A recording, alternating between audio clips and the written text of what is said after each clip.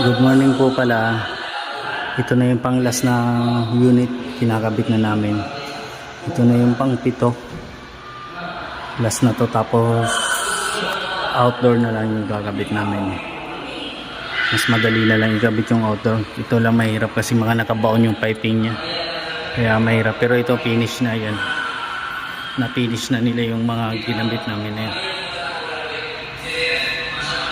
Finish na to ang dalawa. Ayan, na-finish na sila lahat. Malinis na. Ayun pa oh.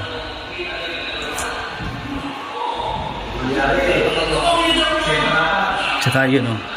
So finish na lahat yan guys. Isa na lang talaga. Isa na lang. Ito po, dito na kami sa outdoor ngayon. Nagkakabit na kami ng outdoor. Ayan, 4 na yung nakabit namin.